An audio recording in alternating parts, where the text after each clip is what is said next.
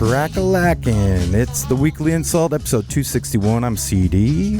I am one of your somewhat competent hosts. I'm also joined by the more competent host, Mr. Wade Lassen. How are you? I don't know if I'd say that, but thank you. It's questionable with that beard. You look like Paul Bunyan. Is it getting a homeless level yet? Does it look clean? I think the beard oil helps. Yeah, we had a long conversation with a guy at the Off-Road Expo about that. Oh, of course, he went to the Off-Road Expo. Yeah. We'd also like to take this opportunity to introduce our sound engineer, Kurt. I am here. Hi. Tired as fuck, but I'm here. Yeah, I think we're all tired. We don't need to go into that story, but we are in the new studio, and we are joined by the lovely Malone Peters. How are you? I'm doing good. How about you? I'm good. It's so crazy. I thank you so much for coming on the podcast today. Of course. It's such a pleasure. To give the listener a little context, I've known you since you were like, not really known you in person, but we've had many interesting phone conversations. Mm-hmm. Because your mom is a friend of mine, and I feel like I've been giving you some like life advice since you were 13 years old. Yeah. And so, and now you're here. And now I'm here. I'm excited to be here. It's quite a pleasure. Yeah, thank you. Thank you for honestly taking time out of your Sunday to hang out with us in this weird, different room that we're in. Yeah, but I like the room. It does feel nice. It sounds good, Kurt. Yeah. We spent 12 hours. We did. Working on it yesterday. And a lot of money. We don't need to get into that. No, we don't. Yeah. But yeah, it looks good. It sounds good. I got some paint to touch up. But I can't hear it. Like, let's just be quiet. Let's give a moment of silence for the studio. That's pretty good. That's complete silence. Pretty good. Someone call Simon and Garfunkel. Yeah. So for the last 12 hours, we lined the walls. You guys hopefully will see it on foam. social media if you want to see the new studio, but it is blackout dark in here. Yeah, cool. We'll post some pictures. But it's really cool. To the listener, you may have seen the studio before. We had the checkered red and black Mickey Mouse foam, but this is like a full-on professional studio now. I feel like Dr. Dre. It has like insane asylum vibes, like padded room type of thing. I wouldn't have thought that till you said it. Yeah, but it's it looks good. It looks good, and it doesn't necessarily feel like that. It's kind of weird because I'm looking at a door that doesn't look like a door because the foam is lined up so well. But yeah, so congratulations, you're the first person to be here for the new studio. Oh, thank you. Well, it looks good. There's one thing that I think that we should lead off with because I know it's just going to set CD on fire. Oh, and I want to do that. You give a little overview of what you do, and then just so the listeners understand kind of why you're here, and then we're gonna mess CD's world up. Okay, so CD wanted me to come on and talk about cybersecurity, which will happen, but then we started talking about how I'm a nerd. Yeah. And I play a ton of Dungeons and Dragons. I'm really involved with it at the U. Spend weekends doing it. And that's what's going to mess CD up. That is, yeah, Dungeons and Dragons. Nerd alert. I'm a nerd. Yeah, you like Star Wars, and you probably do some weird Star Wars cosplay with Dude, Chewbacca I play cribbage, man. I'm a total nerd. I get it, but Dungeons and Dragons, man, come on, bro. It's good for you. I 100% believe it's good for you. What got you into Dungeons and Dragons? So I was a junior in high school, and I had this friend, and they just wanted someone to play D&D with. And we had just become friends because over shared love of a video game series. I started talking to them because they had a hat or something, and I knew what it was from. And so they asked me and 5-6 other people, and we all started playing D&D, and I still play with them. I played with them last night. Yeah, see, that's awesome. So I think I'll hold on to that because I think as we get older, is that what you nerds do on Saturday nights? Yeah, that's what I was doing on Saturday night. I think that's awesome. And so I got into Dungeons and Dragons when I was, I think probably my early 20s, and I played Dungeons and Dragons, but that was kind of like almost too hardcore for me. So I got into things like Shadowrun, which is like a cyberpunk style, and then Vampire the Masquerade. That's another big pen and paper game. I've always wanted to try pen and paper game. What is that? Yeah, it's like D&D. So You basically are creating a world. You're telling a story. You have a dungeon master who sits at usually the head of the table, and then you have all of your character sheets that are on paper, and you all have different statistics, and it's different for every. It's kind of like me. I'm the dungeon master, and you guys are the characters. Well, we already knew you were the dungeon master. Fuck yeah. But yeah, it's kind of like you're there behind the scenes, making sure that the story plays out the way it should. Mm-hmm. And then I guess I'd be like the storyteller in that Sure. case, but whatever. You have a character, and then you try to put yourself in the mindset of that character. So while you're playing the scenario that's the dungeon master has created, if you're a shorter person that maybe isn't that strong but is super smart, then you have to play that character, right? So in a situation where you're approached by like two guys with a sword, one of them's really aggressive, then you're like, well, I'm going to use my intellect to talk my way out of it, and then the dungeon master will say, roll a certain sided dice. It could be 1d20, which is one dice of 20 sides, or it could be 1d6, which is a normal dice you're using like a craps table. Is that And a then- double decahedron? Sure. Sure. I feel like we lost half our listeners already. No, Yeah. that's okay. Probably. No, we're adding context and I'm just waiting for CD to get really mad. Oh, I'm already worked up. So, and then depending on what you roll, right? If you roll a 1, a natural 1 means you just roll a 1. You failed. Yeah, critically. You failed so bad that like, I'm trying to walk up the stairs. Oh, well, roll your, strength. And then you roll a 1. You walked up the stairs, but you broke your ankle because you're an idiot. All right, sorry if I sound a little confused right now, but like when I'm rolling dice, it's in like the back alley of some place downtown. This playing is a little, CeeLo for dollars. more intellectual than CeeLo. Yeah. Yeah. But anyway, I'm mostly joking around with the whole Dungeons and Dragons thing, but I just think it's so weird how much of a culture there is. Check this out. I'm going to blow your mind. Kurt, will you pull something up on the TV for me right now? Oh, shit. This is, and sorry that you have to, Malone, you have to spin all the way around. We're still working on getting the table right, but look up on YouTube, look up Roll for Sandwich. Oh, fuck. This is like, just the words roll, ROLL for sandwich.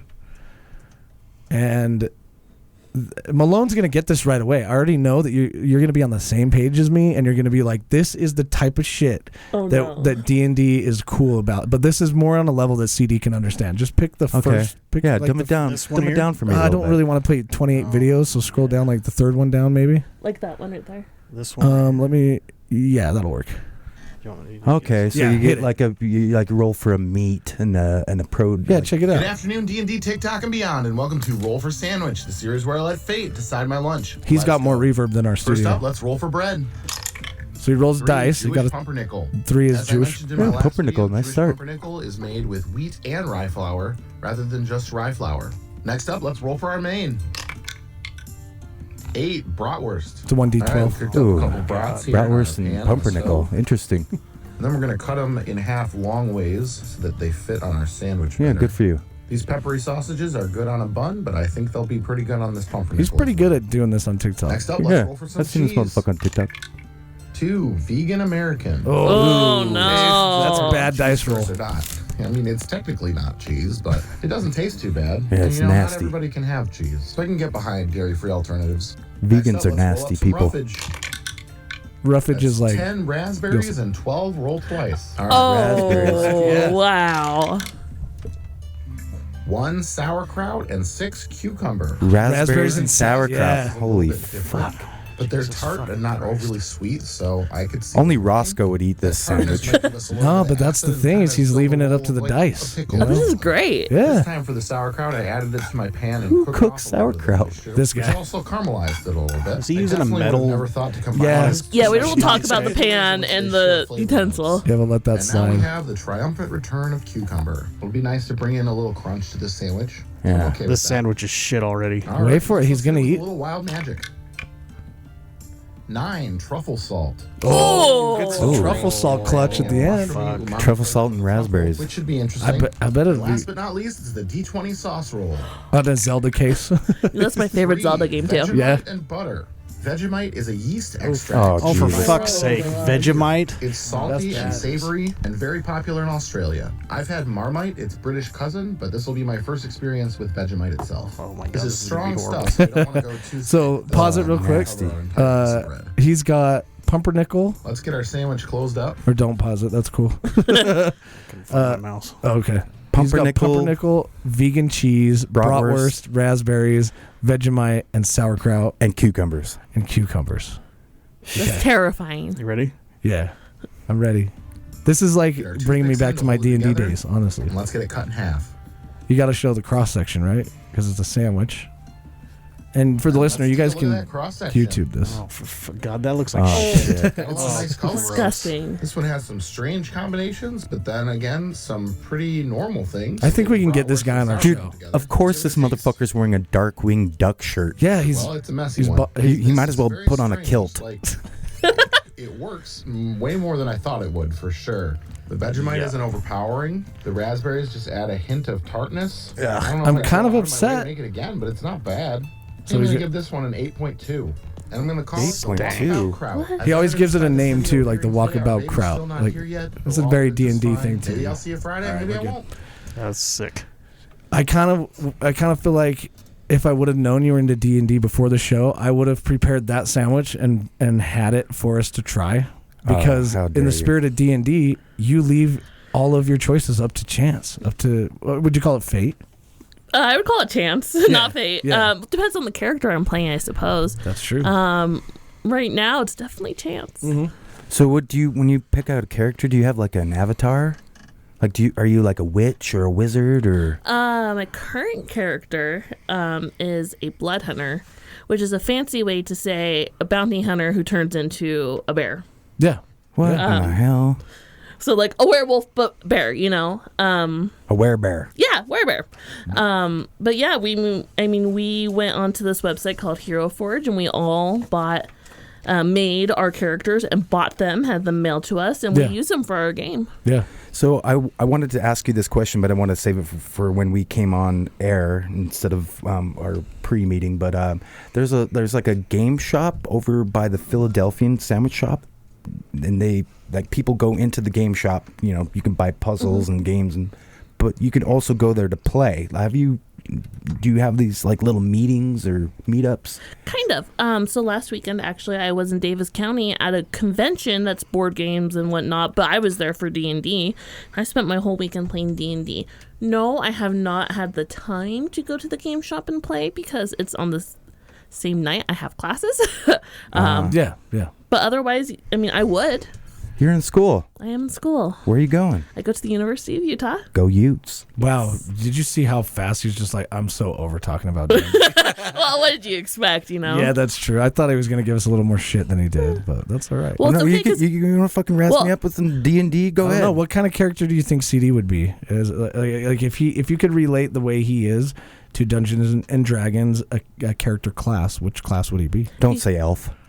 That's not a class, that's a race. Oh, He would be a bard.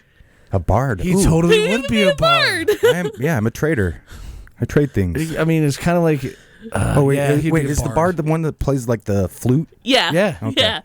like Yeah. the court jester? Yeah. Yeah, okay, I can see that. Did you watch the Witcher TV show? You know what? I really, really, really tried to get into that show, and I think I could get into it, but I need to get past that first episode. You know what I mean? Oh, yeah. So I was going to compare you, point out a character from the show, but if you haven't seen enough of it, it's not going to make sense. I've played the games. I haven't watched any of it. I've played the games. I have the books. The books are so dry. I haven't. I'm not great at reading books. I'll be the first to admit that. I just have a hard time. I feel less productive when I read a book, even though it's not physically productive. It's more mentally productive. I don't know why I haven't made that association. That's but- because he went to Derek Zoolander's school for children ants. that can't read good. Yeah, probably did. I can read great. It's just that, like, I don't know. I read on the internet and stuff. I have some cookbooks I'll read. So you're a gamer, Yes. but that also includes video games too. Oh, absolutely. I got to ask you, and I already know the answer, but I can't stop talking about this video game that's turned into a TV show, The Last of Us. I love the game. Yeah. So when I was probably about 14, my parents got me a PS4, PlayStation 4, for my birthday. It came with The Last of Us. It is the only video game that I've been in 3 times. Yeah. I'm playing it again right now. The first one or the second one? The first one. Okay, I played the first one, so I feel you on that. The second one, I had problems with killing the dogs all the time. You know, I haven't played it yet. How You're dare you. spoiling shit for me. I'm just kidding. But What is this, the TV Resident show- Evil? The TV show was so fantastic. Okay. And the last episode comes out tonight, and I'm so excited for I it. know. I can't wait for this podcast to be over. So I can go watch the fucking show, man. It won't be out yet. I know. It doesn't come on until 7. You know what? I was seriously counting the minutes. Like last Sunday. You don't have to. There's a timer right there. I know, but no, 6:58, 6:59, 7 o'clock. Boom. Let's turn on the Last of Us. That's what I was doing. So one thing that, I mean, if you're into TV shows or you're into movies, I imagine too, the Oscars are tonight. Are they really? Are they really? I think they are, yeah. Damn it! I got rid of my cable. I don't know how I'm going to be able to watch that. Can I see that on Hulu?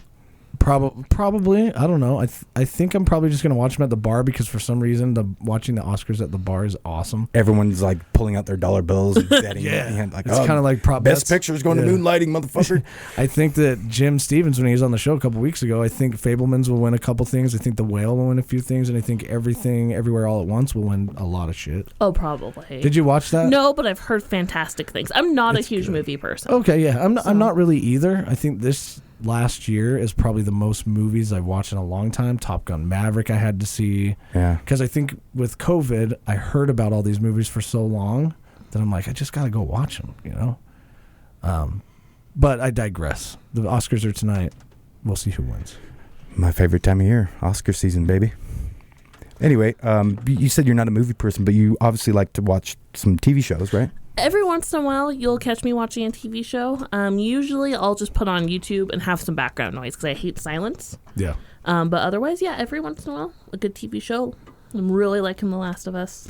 I need to, isn't that just, what's that on? HBO Max. HBO, yeah, that's why I haven't seen it yet because I canceled Comcast as well, which was my HBO subscription. So It is. I could probably pirate it somewhere. But I just It is feel so good to get rid of that damn box, and I'm gonna save like $100 a month or whatever. But that I will say right now, that fucking box was my clock. I don't know what time it is anymore. Oh, so it had a clock on it? It showed the time. Yeah. And now I went out, I looked at my microwave because that shows the time too. But it's Wrong. It's daylight savings Yeah, today. we're recording on the 12th. Yeah, so I was an hour late to the podcast meeting. No, you weren't. No, I know. You were on just joking. time. You were 2 minutes early. I felt like Yeah. I was going to be late. Yeah, I got there early enough to the meeting that I thought that they weren't going to let me in. I'm like, shit. It's like not even 11 yet. Yeah, knocking on heaven's door. Sorry, I've got something. I'm burping. I'm just trying not to do that in the microphone. So, just so you guys know, I might call you Mo because Yes. that's kind of your little Nickname, yeah. That's a nickname? Yeah, okay. That's and I'm fine with going by Mo. A lot of people, all my friends call me Mo for the most part. Okay. So Yeah. As long as you don't call her Momo. No. he's correct. As I long don't- as you don't. I don't know why you would do that. I've had a couple people. Really? Yeah, but like what my up, Mom? mom, someone who I was really good friends with at one point, but not a lot of people did. Yeah, I think that's like, Mo's just easier. Yeah, Right? Why would you add an extra one? exactly. It's a derogatory term against. Yeah, Against Latter-day Saints? yeah. I get it. So you're in school right now, Yes. and what are you learning? I am going to school for information systems so I can get the piece of paper. That's so what I can, matters. Yeah, so I can get the piece of It's paper. It's mostly business classes. So right now I'm taking a class that I hate, a class that is not relevant to my field, Right. but it's a lot of fun. I'm taking business law right now. That's important though. Just I think in general. I really a little like it. I got the good professor versus the bad one because there's only two. bit. Yeah, so Was you you're the right. nutty professor? Well, there's one who's really mean and there's one who's really nice. I got the nice one. Sick ass Eddie Murphy reference. Yeah. Yeah, I feel it. And then I take a cybersecurity class, and a class that prepares you to take the test for IT certification. Yeah. Oh, in IT, there's a ton of Oh, I know. certifications. It's ridiculous. And they're expensive. Yeah, and I think the reason why they're expensive is because most of those certificates they think that your employer will pay for. And I think the trend is recently that the employers are getting away from paying for that. At least in my experience, I think there are companies out there that still really value like a good certificate. I got my certified ethical hacking certificate. Oh, did you really? Yeah, through my company that I work for now, and it's really weird to say when I tell people that. They're like, "Oh, you're a hacker." Have you ever ethically hacked me before?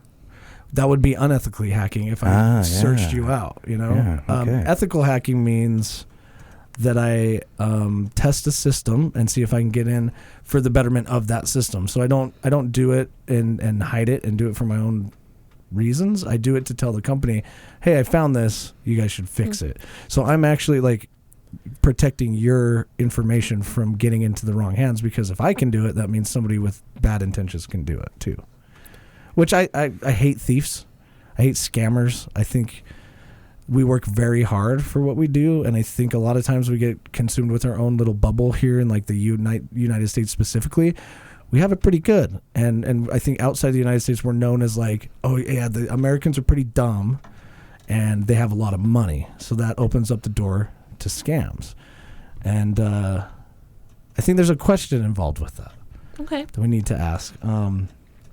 How the scammers typically they prey on older people, and I think a lot of times it's because they're not technically savvy. But how would you protect somebody that's from scamming? You know, especially with older people, I would tell like someone who's not technically savvy, hey, you know, if the email is not from someone you know, if it just says a name that you don't recognize, don't open it. Just ignore it. If someone adds you on Facebook and they don't have a profile picture of them, ignore it. If you have any questions, call your kid, call your grandkid. You know, just ask the questions. We're more than willing to help, especially because we know you're not technically savvy. We would rather take the time to tell you, no, don't click on that, than to have you, you know, have your bank account hacked. Because you click one wrong link and it's gone. Malone, how careful, because I get shit sent to me all the time, and I have a pretty good bullshit meter, but you've called me a few times. It's how dangerous is it to click that link? It can destroy your life sometimes. If you click the link and it takes you to a website that looks like your bank's website, but it's not. Exactly. It'll look exactly like your bank's website. What about like if it looks just like Amazon? Like, they get your credentials. They can get into, so they can get into your account. They can get your credit card information, where you live, your phone number, all from that. So then they can charge your card. They can put your card on other websites. They can link your credentials online, because most people reuse passwords. And so then now they can get into your other accounts, get more personal information. You mentioned something that's super important, and especially in this day and age, everybody reuses passwords. It's just the way that it is. And companies like Google have gone out of their way to try to stop that. In Chrome, if they realize that you've had a password compromised, it will warn you and say, you need to look at your passwords again, because we've found it somewhere on the internet, or it's been brought out to our attention. Or we've been notified of a data breach at some company. But the biggest thing is make your passwords pretty good. Passphrase is probably better than a password, because you can put a sentence in as your password. Like, I love my dog is more secure than like Steve, you know. So being more secure that way. But the way to identify, I think, a threat when you click on something, clicking on the link necessarily doesn't get you all the way there. It's when you don't pay attention and you log in. Yes. That's where you're really causing the problem. So you can look at your address bar at the top of your browser anytime. It's always there. And a lot of times, like, I use America First as my credit union, but sometimes it'll be like America Fur, and there just won't be a T. So if I have to look and make sure that I see the little lock icon and make sure that the address is what it should be. And it's so easy to miss that's where most people get had. Malone, are there any, I'm not going to get too specific, but are there any websites that I should avoid? That's really hard. I don't, venture to that part of cybersecurity. I stay firmly on my line of defense. So I don't venture into the dark web or, nasty websites. So I couldn't truthfully. I don't even know what the dark web is, but I mean, I'm not. A lot of people will never know what that is. No. And that's not something I ever want to mess with. So no, I would just be careful. You know, if a website has you click the link and it says, "Hey, this website isn't secure," you know, back out. Google will give you a chance to back out and not go to that website. Internet Explorer or Microsoft Edge, I guess at this point, will do the same thing. You'll always have a chance to second guess yourself, but the scammers also know that too. That's true. Which makes it hard. You just don't rush through anything on the internet. If you don't know what it is, you don't know who that person is, even if they tell you, "Hey, I think Kurt, you just got something the other day. You got a text message on your phone that said, 'Hey, I had your contact information in my contact list, but I didn't put a note in. Who are you?'" And what was that? It was a scam. Yeah, it totally was. I responded to it just because I don't care. I mean, I just want to see what it's about. Fuck with them a little bit. Yeah, fuck with them a little. Knowing full well that it's a scam. So that scam in particular is a blackmailing scam where they try to get you to send them pictures that you would normally be embarrassed about. And then once they have them, they say, "We're going to send it to all your friends and family unless you pay us this amount of money." And then they just become a leech at that point. And once you pay them the money, they just hold it against you again. So you give them more money and more money. Scammers don't care what the number is in your bank account. They don't know. They just want all of it. Malone, I hope you can answer this question that's been fucking with me like crazy. So I recently was made an admin for the my neighborhood group. You know, if you have a yard sale or you lost your dog, and so I have to accept people's friend, requests to come onto the group. And sometimes I let people in, and for whatever reason, duct cleaning. What is it with duct cleaning? I don't know. It's a scam. I mean, I know, but what is it with duct cleaning? It's I can't say it's a scam, but what it is it's basically a third party. Yeah. It's there's like 4 or 5 a day that I have to fucking. It's all on Facebook, isn't it? Yeah. Yeah. So. But what is it with duct cleaning? Why not like carpet cleaning or dog walking? I don't know why it's duct cleaning, but I get them too. I see them too. And basically, what it is just some third party person that's posting, and all they're doing is just getting you to respond. You say, "Yeah, I could use a duct cleaning," and then they just contract it out to somebody who will do it, and then they bill you like $100, but the contractor will charge $50. Yeah, you're basically paying a middleman. Yeah. At that point, which is I think in certain industries is okay. Yeah. Why? Whenever you see those, is it in a specific like Facebook group? It's my neighborhood. I live in Cotwood Heights, so okay. You're the admin of the group. Yeah. Whenever you see those, just delete them. I do. Just immediately. But it happens like daily. Mm-hmm. I let these people in. They're like, "Oh, this looks like a Susan McAnally from, Nut Tree Drive. She seems like a nice duct lady." Cleaning. I've seen duct cleaning. I've seen car washes or car detailing services. Or Kurt and I talk about this all the time. You would be amazed at where you can go with just by wearing a fake FedEx uniform. That's my favorite. So October, I went to St. Con. It's a big cybersecurity convention in Provo, Utah. And our keynote speaker, I think his name was Jason Street. I'd have to look at my phone. But he, for professionally, goes in and hacks people's network as a test. Yeah. And so he's a penetration tester is what they call it in the industry. Yeah. Well, yeah, he does. And haha, it's funny. He does social engineering, which is what people pretending to be. Things are not That's as called. Huge thing. It's the biggest thing. Mm-hmm. And so he goes in, he's like, "Here, I'm here to do a USB audit." Well, a USB audit doesn't exist, but the person at the counter doesn't know that. And so she goes, let me talk to my manager. The manager just lets him in. He lets him into the server room. Oh, maybe corporate sent this guy over. We just weren't aware of it, so we'll just let you do what you want. And it's ridiculous. If people just took the time to second guess what was going on, the internet would just be a safer place, and your workplace would be safer. Yeah, so you specifically have had training, obviously, on... The internet will never be a safe place. No, it's safer. Safer. Well, at least the people who mean well can be protected a little bit better. Yes. And you've had training to understand social engineering and I'm sure a lot of technical background. I think that it's not talked about enough, the lengths that somebody like you goes to make sure that we're just safe. Oh, yeah. You know, passwords all the time, your account gets locked. That could be because you typed your password in wrong 3 times or because somebody else typed your password in. That's why sometimes you have to, at your work or something like that, you have to call support and say, I don't know why my account's locked, but I can't unlock it. Can you reset it for me? It's there to protect you, even though it is a pain in the ass sometimes. You're like the seatbelt of the internet. Kind of.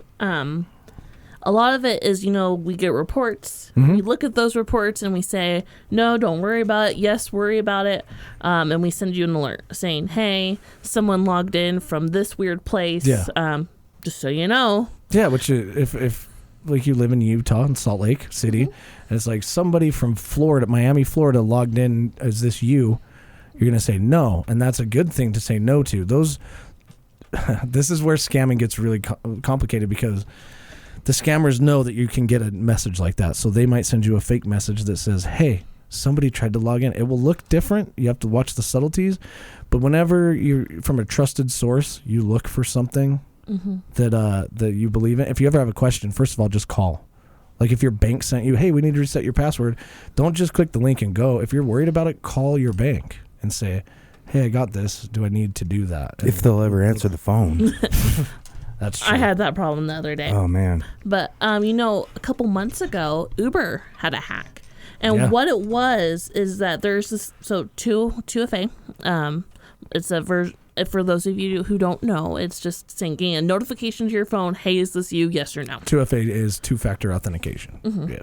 I think it was one of the VPs. They just kept getting the notifications over and over, and they were denying them. But then they got a phone call from the scammer saying, hey, it's IT. We just want into your account so we can fix something. Social engineering at its best. Yeah, and then he said, okay. Yeah. We got in. A good example of social engineering that people all recognize but they don't associate with social engineering is you go to a Jiffy Lube, or I guess I shouldn't name names. Not saying Jiffy Lube will do this. But you go to a car shop and you say, something's wrong with my car, and they put an item on your receipt that says headlight fluid. Yes. That's social engineering, because if we all know that headlight fluid isn't a thing, but if you don't notice and they charge you an extra $25, you've been socially engineered. You just got had. Sounds like my eHarmony dating account. I don't even want to know how many times you've been hustled on that app, dude. Hey, we got to take a real quick break. Real quick moment of pause.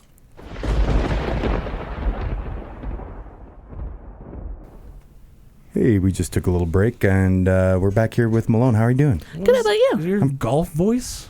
Yeah. Hey, I'm in a new studio, and I feel like the bass is great in here. We have our pre-podcast meeting at a bar, and we met Malone, and every TV was turned onto the golf channel. So you're right. Yes. Yeah. Well, it's always golf there. So. Yeah, you're right. Oh my gosh, I hate it so bad. But yeah, this is me. Anyway, Well, I'm glad you're here, man. Yeah. Sunday.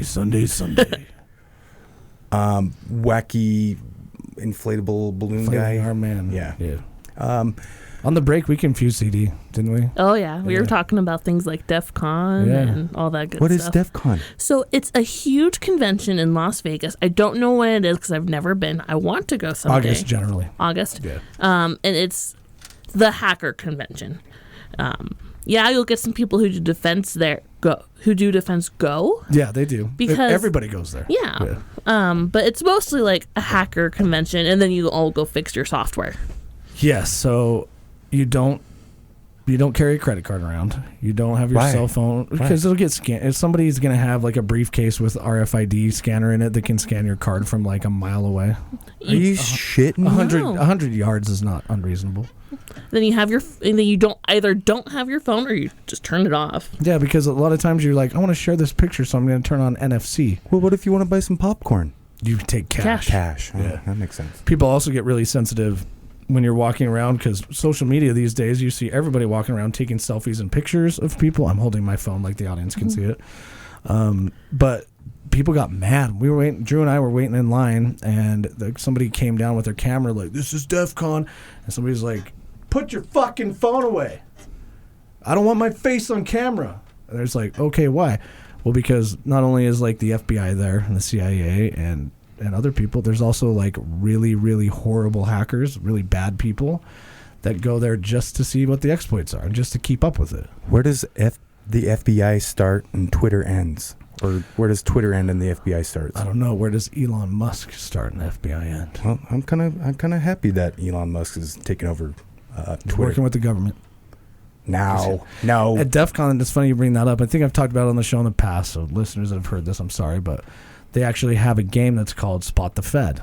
And if you can... Really? If you can take some... So they won't never tell you, right? Because somebody's going to be like, nah, I'm not FBI. But if you get them on stage at this one presentation that everybody's at, it's the biggest one, and you say, "I'm calling you out, you're the Fed," and usually when they do that, they'll be like, "Yep, you're right." You know, and then you win a badge, a black badge, which means you get into every DEF CON for free for the rest of your life. Oh, that No is so shit. cool. Yeah. And it's just a game, right? And then there's all these puzzles hidden, and they do a hackathon, like capture the flag. So there's a file on your computer, and you have, I think DEF CON goes for like 3 or 4 days, and you have 4 days to hack each other to capture this flag, and whoever ends up with it at the very end wins. Huh. And also they teach you things like social engineering, physical security breaching, so lock picking. Oh, I'd like to learn that. I've got When I was at St. Con, I got to learn how to lockpick, and that was Wait, really did cool. you say Saint Con? St. Con, St. yeah. Con, yeah. That's held locally here. That was in Provo. Yeah. It's always in Provo. It's always in Provo. Yeah, you learn to lockpick. You learn. They will try and teach you how to hack. They'll try to teach you how to RFID hack. Yep. There's a lot of cool things there. It's a lot of fun. If it wasn't so expensive, because tickets are like $200 to $300. Yeah. What? That's why I said I think that a lot of those conferences and trainings, I think that they expect like corporations to send their employees to better the business. But I mean, not a lot of people have $300 to spend on a ticket. No, and it's ridiculous. Well, just hack your way into someone's bank account. There you go. Yeah, I'm gonna go protect my company I work for by stealing somebody else's money. But it's worth it to go. It is, yeah, you're right, and it's kind of inspiring. When I went to DEF CON, I didn't get on the internet for like a week afterwards because I was scared to death. But I also was inspired to be like, how do I help the process? Like I was telling you, CD, they had a session on how to hack a Predator drone. Right. Because somebody figured out this exploit where you could fire a missile on a live Predator drone in Afghanistan and just do it from your basement. But the next day, after DEF CON, the companies patched that. That's why it's a good thing. What do you mean by patch? They updated the software so that exploit was no longer available. It was gone. Yeah, so when you get your update on your phone, I've got one sitting here that's like, please update the software on your phone. And it always says it enhances security. It's because somebody somewhere out there has found an exploit on an Android or an iPhone that they had to fix like now. So what's the difference between an exploit and a vulnerability? They're pretty similar. A vulnerability hasn't necessarily been exploited. Well, exploits, they know about it. I feel like you know the answer to that, and you asked it just because you wanted to hear what the answer was. I do. Okay. I do too. I don't know. I honestly can't do it off the top of my head, but I'm going to look it up. Malone, tell me, am I vulnerable? Probably. Shit. Okay. Everyone is, though. It doesn't matter even if you keep your stuff up to date. There are vulnerabilities we don't know about. It's not something to worry about on your day-to-day life unless you're doing stuff online you shouldn't be doing. Well, okay. That's fair. I think like what though? Like watching porn? See, Like, okay. No, that's Now CD just gave us a little tell. From a social engineering perspective, I know now that you are worried about what you do on your phone might make you vulnerable. So now if I was a bad person, I'd be like, how do I exploit that? I gave myself 18 gifts last night and did drunk Amazon shopping, whatever. But what if I went to a bad website? Like how can I protect myself from being vulnerable or less vulnerable or more vulnerable or whatever? So part of it is you just got to be careful with what you do. Let's wait 1 second. I'm going to interrupt because a vulnerability is a gap in the armor or weakness that allows people to enter. The exploit is the mechanism that someone uses to get in. So you might have a shitty lock on your front door, but then somebody's really great at lock picking, and that's how they get in. Yeah.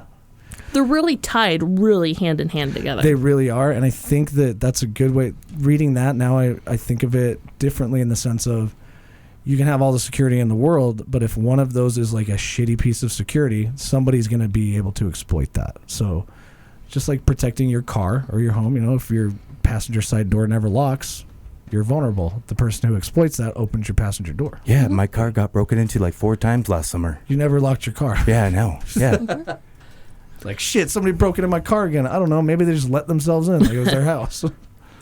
Yeah, Sorry. but keep your stuff up to date. I know people hate updating their computers because it changes the way it looks. You get used to doing, like your phone, you get used to seeing the same icons everywhere. And when they do a UI update, everybody hates that. But the UI update is actually the least. What's UI? So User what interface. you use, you look at it. It's the way your screen's laid out. When they update UI, that's generally pretty secure. There are vulnerabilities that happen because of that. But what's happening behind that UI is really where you get in trouble. Oh, yeah. UI sounds like something I need to go to Planned Parenthood for. No, that's a UTI. I know you don't need to go to Planned Parenthood, All right, your doctor. All right. It's an infection. You have to get antibiotics for it. Okay. That's why my sister wouldn't let me touch the handles of her door, her car doors. Okay, well. Don't want to spread that UI. That takes it down a really, really different path than I thought we were going. Really bad joke. So we talked on the break too, Mo, that you are definitely you really do enjoy like doing cybersecurity. Yeah, absolutely. So like I was telling you, I had interviewed for a position where I previously worked that I didn't get. Yeah. But what I didn't mention is that actually someone on that team took interest in me, and she gave me a ton of resources and helped me out. And so then while I was doing general IT, she said, "Hey, there's a full-time position here." I'm like, "Well, I can't do a full-time position right now." You know, I was still really heavy in my degree, or now I'm at the tail end of it. And so she and I talked and whatnot. And then I went out afterwards and I pull into the parking lot of where I was going, and I have an email. I look at it. She's like, "There is a position on our vulnerability management team for an intern." Yeah. And so I took it. Interviewed for. Pretty sure I was the only one who interviewed because I was the only one who knew about it. Took it, fell in love doing with it. Yeah. A couple months later, the guy left, and then I ended up working in the security operations center at the same company. Yeah. And then now I'm somewhere else, and it's great. See, and I think it takes people like you to really protect what the future brings, because it's not getting any easier. No, oh God, it's getting way more vulnerable. People cut corners, businesses save money, and then there's people like you who have the world's back to say, don't do that. Don't click on that. Malone, do you feel like artificial intelligence is a threat? Yes. Yeah? I have a lot of problems with AI. Okay. Just in general, I think it's a bad idea. I don't think we should be going down that road. Did you watch what's that I Am Legend movie with Will Smith? I watched it at 5 years old, and we had just got a German Shepherd. Her name was so Sam, and I started crying because I was just a little kid, Yeah. But it wasn't even that. It's always given me an icky feeling. I don't like that you can make robots that will eventually be smarter than us. I don't like that path. Yeah. What's the callback DBC or whatever? What is it called? ChatGPT. ChatGPT, yeah. Have you experimented with that at all? A little bit. I just wanted to see what it could do. I don't remember what I was doing. I think I was asking it just some random questions. It was okay, but It's okay. Yeah. It's okay. I know. Write me a love poem. It could. It could, but I just. So kind of like, let me relate this to scamming that we talked about earlier. ChatGPT is programmed to be very humanized, so you can ask it a question like you would Alexa, right? I'm sorry if I triggered anybody's Alexa. But you can say, what's the weather today? Or write me a post about this, or tell me about quantum physics as a 5-year-old, and it will. However, it's not perfect every time. So in a way, if you just fully commit to AI and believing what it says, it's also kind of scamming you. Because you could say, write me a recipe for the best chocolate chip cookies, and it'll ask you to put in like some random ingredient. Time. Put in lye. Yeah. And then you're gonna kill yourself. So you have to. The ChatGPT isn't a sentient AI. It's just there to be more accessible to humans like us. But at like an older age, or somebody who's not technically savvy, they are gonna just believe it. Imagine how many people ask Alexa what's going on in the world, and they're just I ask Alexa just what time it is. Well, at least we know that she's not lying. There you You go. know what I mean? Like, the time is always going to be the I time. thought she was lying today. It's fucking daylight savings time. Like, you're an hour ahead, Alexa. Yeah, and you can very easily confuse I can't talk apparently. Chat GPT. My friend confused it the other day. Yeah. And so, yes, it's not perfect, but for some reason, as a species, we are so obsessed with AI. I don't like that road. I've never liked that road. I think that it's human nature to try and use AI to be more efficient, but that also comes with its own subset of like anything you create can be used for good, but also evil. Yes. So, Malone, do you think that AI, are we in the chapter where AI could become sentient? I don't think it will in necessarily your lifetimes or my lifetime. Thanks for making me feel. What do you mean, our lifetime? Well, you're a little bit older than me. Sorry, guys. It's all good. It's all good. But I don't think it. Maybe the tail end of my lifetime it will. I think, yeah, that's probably feasible. So so it's going to be Terminator 4 coming in like 2046 or something? I think. I don't think it'll get that extreme that fast. But I think we could get there, and I don't think it's a path we should go down. I've always been against it since I was pretty young. I don't know. So what's your main fear, if you don't mind me asking? I just don't think that there's any right for a robot to be smarter than a person. Okay. It's just I can if they become sentient. You know, I've played too many video games. Yeah, that's part fair. of it. I'm just if they become sentient, I don't like the idea of they say, "Hey, you know, let's be in charge." I don't want that. like, what was that movie, that horror movie that recently came out called Megan? Oh, yeah. Where it's Yeah. about this android The that little they robot. invite into their house, and she ends up doing what's best for the family, but Yeah. ends up killing everyone. everybody. Yeah. The hot robot. Yeah. So we're basically all worried about the same thing, which is Skynet. Yes. Yeah.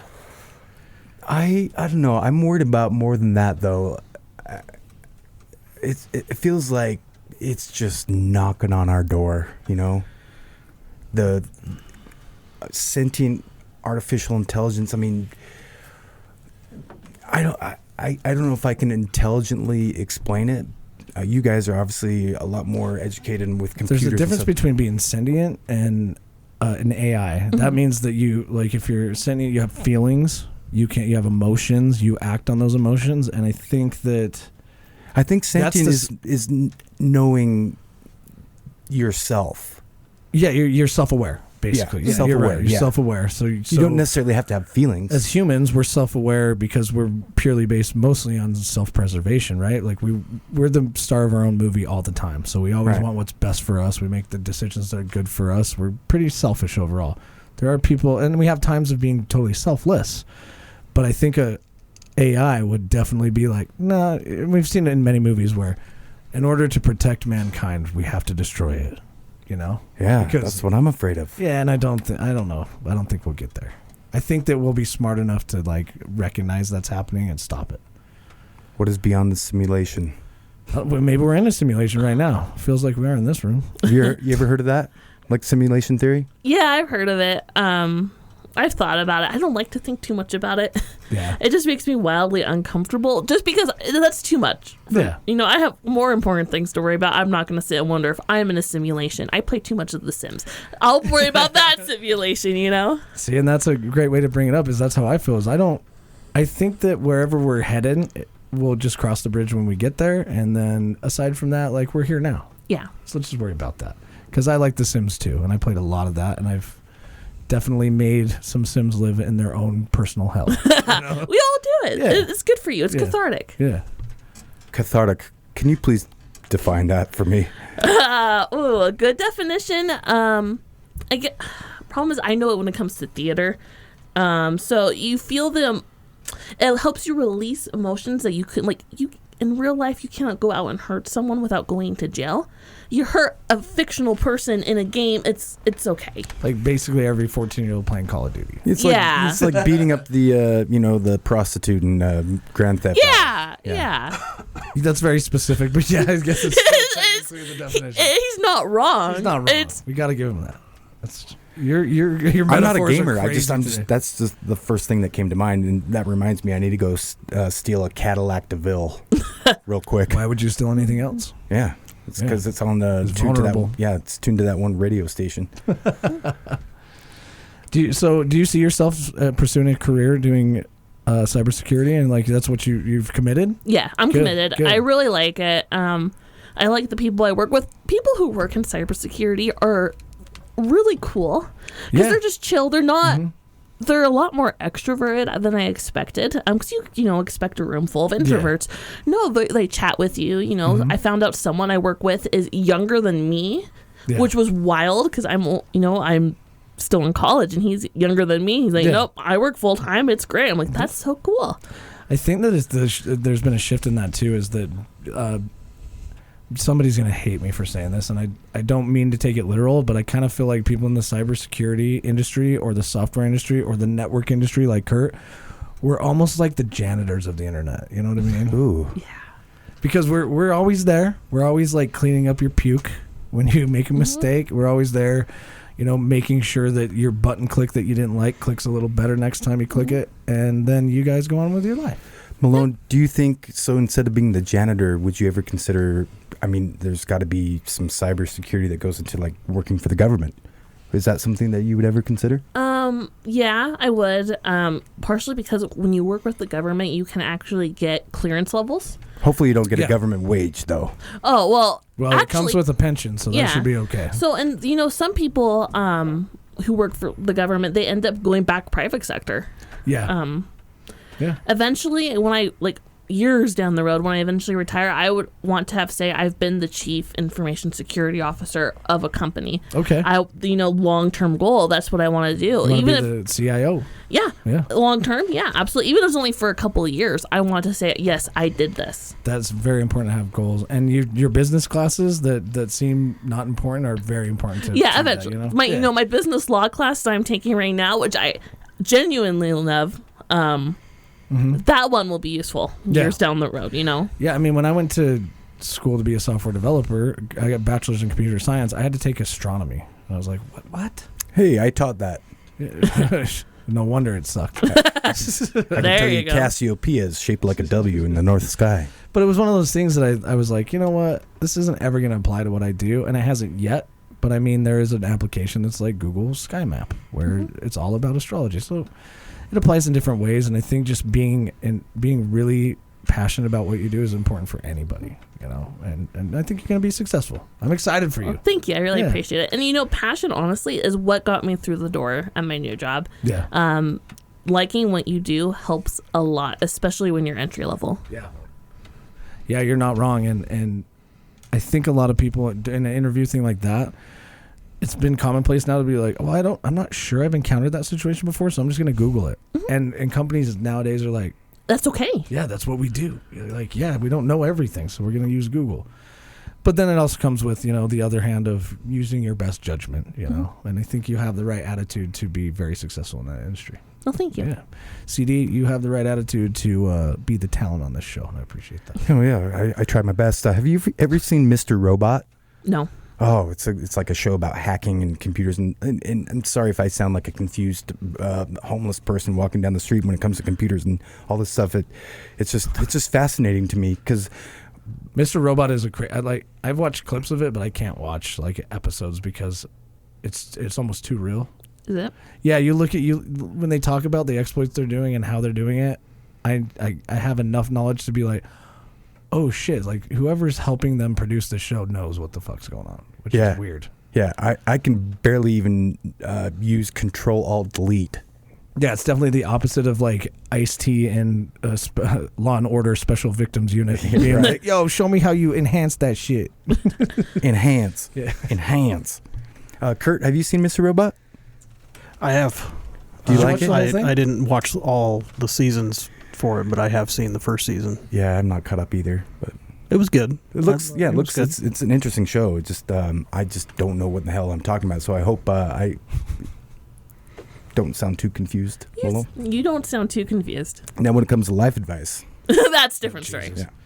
Well, if somebody comes by your house and they want to mount a random satellite dish on your deck or something, just say no. Yeah, I'm good. Or if a prince from Nigeria, yeah, thank you, says that you have an inheritance waiting for you, probably say no to that too. Or, a long-lost cousin emails you, say no. If you don't know the person, just delete the email. go do something else. You know when you're gonna eat raw beef or some type of steak that is expired, and they say when in doubt, throw it out.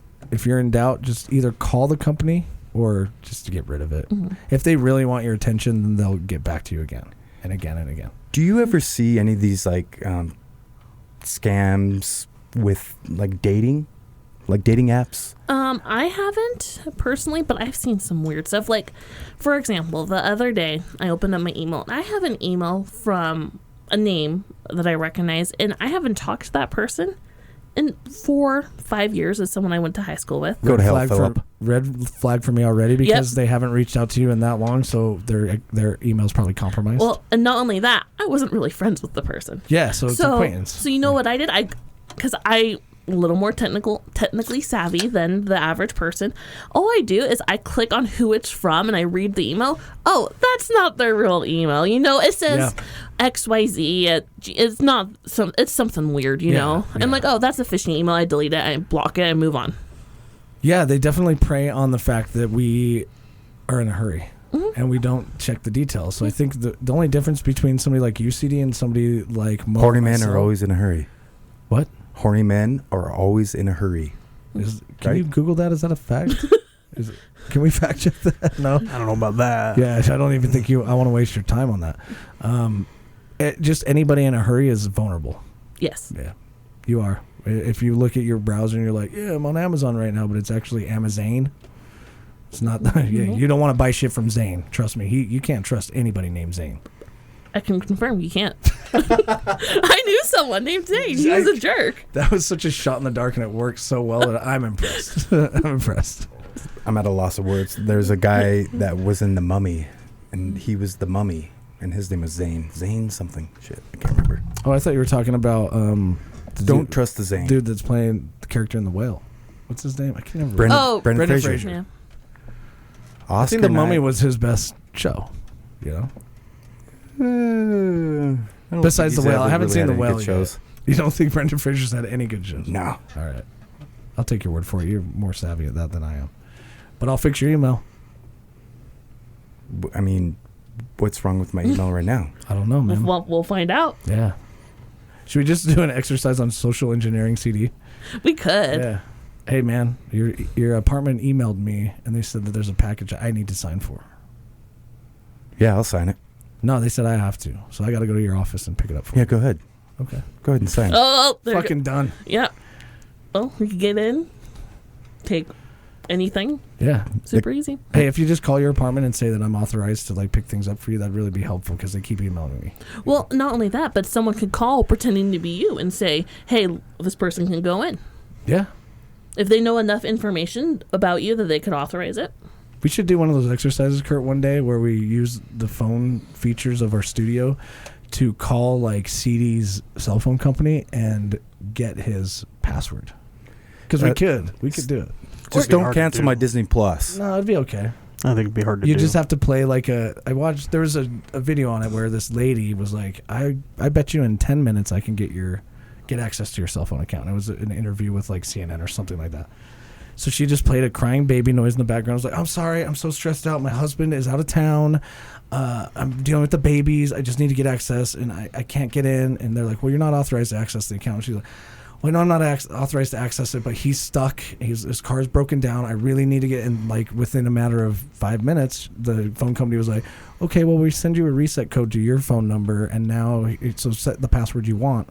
Boom, she's in. Mm-hmm. It's that easy. Well, and people can call, so they can do a 3-way call between you and your phone company. Yeah. And then mute themselves and just listen. Yeah. Take your information, and they can actually take your phone number that way. Yeah. It's ridiculous. I believe the proper term for that is a man-in-the-middle attack. Yes, it is. Yeah. What, man in the what? Man in the middle. Yeah. No shit. Yeah, so... You guys are sneaky. So networking, Kurt, in networking's... in the networking world, what would be a man-in-the-middle attack? Probably, I don't know, somebody's that's doing a packet capture. Yep. What's that? So anything that you send over the internet, or even your phone, your wireless internet, if it's... So wireless internet, just so everybody knows, is hackable. Like I could drive to anybody's wireless network and run a program that will just look at how much data is sent back and forth and the key phrases and the things that's passed, and then I just get access to your Wi-Fi, and then I just listen to it. I just say, okay, all of this data is going back and forth, and I get enough information that now I just get your credit card number, or I get all of the devices that are connected to it, and I can look at your cameras now. I can look at anything. Scary. Dude, but The generally, internet is people, a dirty place. It's a dirty. yeah, you guys are freaking me out, man. Yeah. I feel like I just need to go move out into the Oh, forest. this is just the tip of the iceberg, like the very tip. Well, That's the scary part. well, sometimes you can just run and there's this tool for our listeners. It's called Nmap. Nmap is great. Oh, I ran a scan on my own network the Yeah. other day. I got bored, so I'm like, yeah, I'll just do this. No one's going to notice, Luckily, nothing crazy was open. But you can run an Nmap scan, and you can see really important ports that are open, and you can get in that way. For the listener, if you have a Windows desktop computer, Nmap is built natively into your operating system. You can just run Nmap whenever you feel like it. And if you don't, you can download it really quickly. Yeah, maybe it's not built natively. I don't know. I ran it on my Mac machine because I didn't feel like going to my desk. Yeah, I think in Windows, in fact, here, I've got a Windows computer right here that we're running it on. I'll just run Nmap right now. Should I look it up on my phone? Should I be concerned? No, honestly, people run Nmap scans all the time. It's just information You're right. gathering. You're fine. I misspoke. It's not natively installed in Windows. So. Okay. Yeah. Although you can get a lot. The command prompt, things that people your age usually don't go into, that probably a lot more about than most people. It's very powerful. I played with it a little bit when I had computer issues. Yeah. I like how you threw out her age. Because she threw out our age. Yeah, she made us feel old. So I had Oh, to, it's okay. Yeah, now we're calling you young. Oh no! What should I do? Don't get old. Yeah. The reality, though, and I think a good point to end at is this is all easy to do for people who are technically savvy. However, we've got to remember that most of us are not that important. You know what I mean? Yeah. We're the small people on the internet. You might have, a few $1,000 CD in your bank account. I don't know how much you have in there.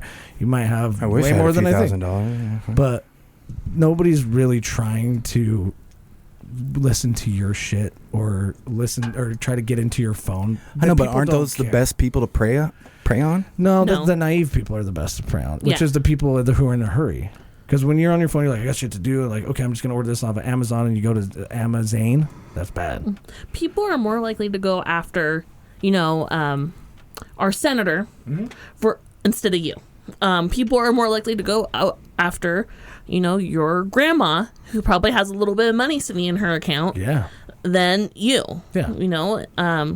Especially because people who are a little bit older are a little more naive when it comes to the internet. Because it's new. Yeah. Because it's relatively new. And it changes so fast. Oh, absolutely. It's ridiculous. There could be, I don't know, there's probably an average on it you can look up on the internet, but I guarantee you there's like hundreds of exploits throughout the internet, probably thousands, maybe millions. There was 20,000 last year. 20,000 just last year. For the ones that are named in the list. There's a big list online. It's called the CVE. Yep. There was 20,000 last year. 20,000 exploits were found and reported last year. Yes.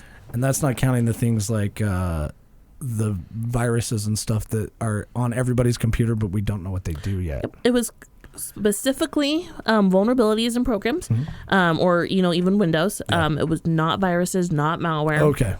Okay. Just straight vulnerabilities. So that's a really low number compared to probably what it actually is. Yeah. But hey, you're there keeping us safe. Trying. And I'm trying. I think Kurt's trying. Actually, Kurt said earlier that he just gives you a public IP address and then he says it's your fault. Yeah, pretty much.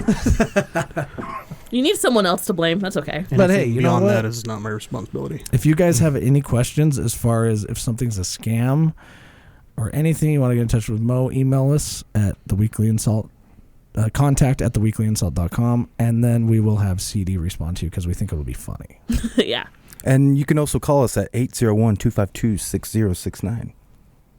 That's it. Yeah, and if you call that number, you get straight to CD. Yep. Yeah. That's my personal cell phone number. Just kidding. But anyway, Malone, thank you for coming on the show. Yeah, of course. It's always a pleasure. And thank you so much. Yeah. This has been the Weekly InSalt. Well done. You did a great job.